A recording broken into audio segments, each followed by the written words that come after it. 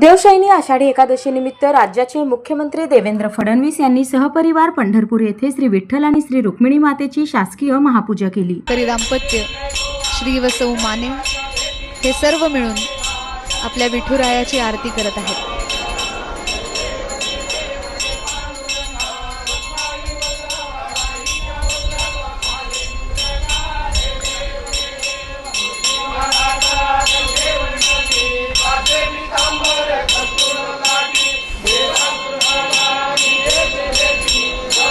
चला पंढरी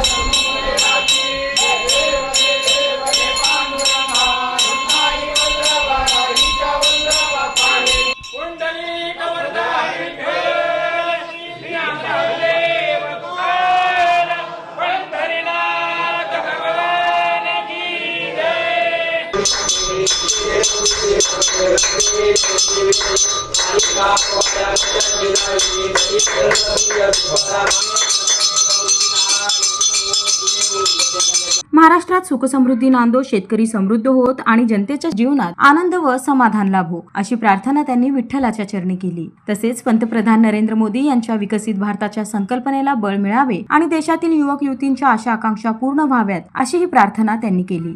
हाही आशीर्वाद मागितलाय की देशाचे प्रधानमंत्री माननीय नरेंद्र मोदीजी यांनी आमच्या देशाच्या तरुणाई करता एक नवीन अध्याय सुरू केलेला आहे आणि या तरुणाईला दिशा देण्याकरता,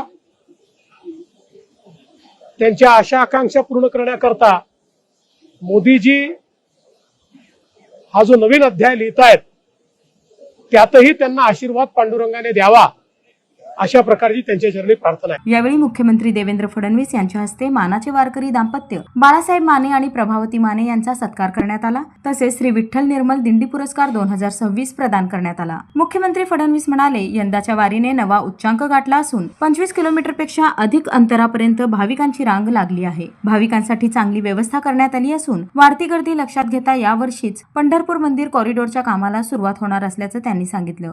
वारीने एक नवीन उच्चांक गाठलेला आहे। 25 किलोमीटर पेक्षा जास्त यावेळी भक्तांची रांग ही त्या ठिकाणी तयार झाली, पण त्यांची व्यवस्था अशी केली आहे 25 तास दर्शनाला लागले तरी कोणीही नाराज न होता, न थकता त्या ठिकाणी आनंदाने विठ्ठल नामाचा गजर करत हे दर्शन घेतायत आणि जगाच्या पाठीवर अतिशय अनोखा अशा प्रकारचा सोहळा आहे।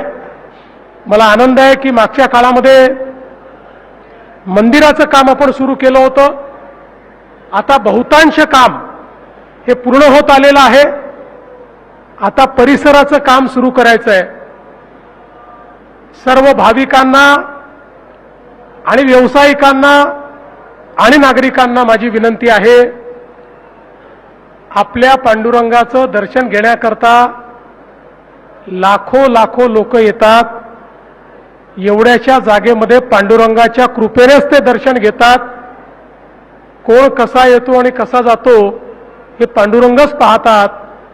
पण आता ही वाढती सगळी भक्तांची मांदियाळी पाहिल्यानंतर या ठिकाणी आता मोठी जागा तयार करणं गरजेचं आहे आणि यावर्षी ते काम आपल्याला सुरू करायचं आहे। मी पुन्हा एकदा पांडुरंगाच्या साक्षीनं सांगतो, कोणावरही अन्याय होणार नाही। सर्वांचं योग्य पुनर्वसन करू, सर्वांना उत्तमात उत्तम सोयी देऊ। जे व्यावसायिक आहेत त्यांचा व्यवसाय दुपटीने वाढेल, जे नागरिक आहेत त्यांना घरं मिळतील, किरायेदार आहेत त्यांची व्यवस्था होईल, त्यांनाही काही ना काही त्या ठिकाणी मिळेल। अशा पद्धतीनं याची रचना करण्यात आली आहे आणि मला विश्वास आहे की पुढच्या 2-2.5 वर्षामध्ये या कॉरिडॉरचं काम या ठिकाणी पूर्ण झाल्यानंतर कितीही भाविक आले तरी अतिशय उत्तम व्यवस्था या ठिकाणी असेल। चंद्रभागेचं पाणी हे स्वच्छ असेल।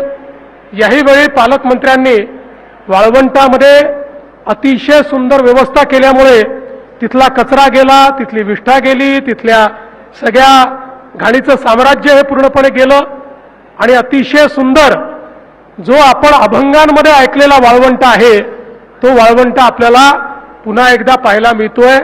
मला विश्वास आहे की आम्ही सगळे लोक ही जी सेवा करतो ही सेवा विठ्ठल स्वीकारतील आणि त्यांचा आशीर्वाद आपल्या सर्वांना सदैव मिळेल अशीच आज या निमित्ताने त्यांच्या चरणी प्रार्थना करतो. वारकऱ्यांची सेवा हीच विठ्ठल सेवा मानत राज्य शासनाने शेतकऱ्यांसाठी कर्जमाफी आणि मोफत वीज देण्याचा ऐतिहासिक निर्णय घेतल्याचाही त्यांनी उल्लेख केला. येणारा वारकरी हा शेतकरी आहे, तो शेतमजूर आहे, तो 12 बलुतेदार आहे, तो उद्योजक आहे, तो सर्व प्रकारच्या क्षेत्रातनं येणारा वारकरी आपल्याला या ठिकाणी पाहायला मिळतो.